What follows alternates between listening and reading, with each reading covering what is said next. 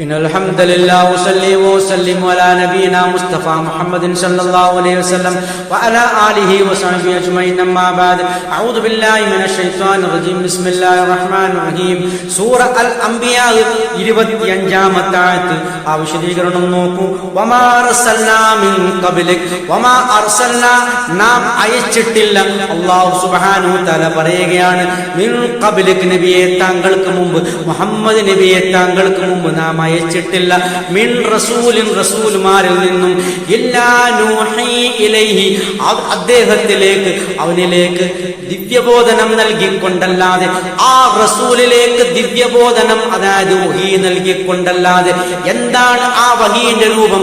അന്നഹു നിശ്ചയമായും അത് കാര്യം ലാ ഇലാഹ ഇല്ലാ അന, ഞാനല്ലാതെ ആരാധനക്കർഹനില്ല, ഞാനല്ലാതെ ആരാധനക്കർഹനില്ല എന്ന ലാ ഇലാഹ ഇല്ലല്ലാഹ് എന്ന കലിമത്ത് തൗഹീദിന്റെ വചനം അത് ദിവ്യബോധനമായി നൽകിക്കൊണ്ടല്ലാതെ താങ്കൾക്ക് മുമ്പ് യാതൊരു റസൂലിനെയും നാം അയച്ചിട്ടില്ല എന്ന് അല്ലാഹു സുബ്ഹാനഹു തആല വിശദീകരിക്കുകയാണ്.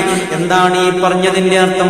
ആദം നബി അലൈഹിസ്സലാം മുതൽ മുഹമ്മദ് മുസ്തഫ സ്വല്ലല്ലാഹു അലൈഹി വസല്ലം വരെ 1,24,000-ൽ പരം അംബിയാ മുർസലുകൾ, അവർക്കൊക്കെയും അല്ലാഹു സുബ്ഹാനഹു തആല ലാ ഇലാഹ ഇല്ലല്ലാഹ് എന്ന കലിമത്തു തൗഹീദ് അവർക്ക് അല്ലാഹു സുബ്ഹാനഹു തആല ദിവ്യബോധനം നൽകിയിട്ടുണ്ട്.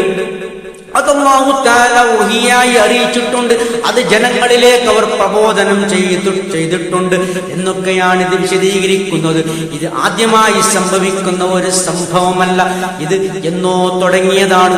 ആദം നബി അലൈഹിസ്സലാം മുതൽ മുഹമ്മദ് മുസ്തഫ സല്ലല്ലാഹു അലൈഹി വസല്ലമയെ വരെയുള്ള ലക്ഷത്തിൽ പരം അമ്പിയാക്കൾ ജനങ്ങളോട് പറഞ്ഞത് ഒരേ ഒരു വചനം, ലാ ഇലാഹ ഇല്ലല്ലാഹ്, അല്ലാഹു അല്ലാതെ ആരാധനക്കർഹനില്ല, അല്ലാഹ് മാത്രമാണ് ആരാധനക്കർഹൻ, അവനെ മാത്രമേ ആരാധിക്കാൻ പാടുള്ളൂ എന്നുള്ള ഈ കലിമത്തു തൗഹീദിന്റെ വചനമാണ് അല്ലാഹു പ്രഖ്യാപിക്കുന്നത്.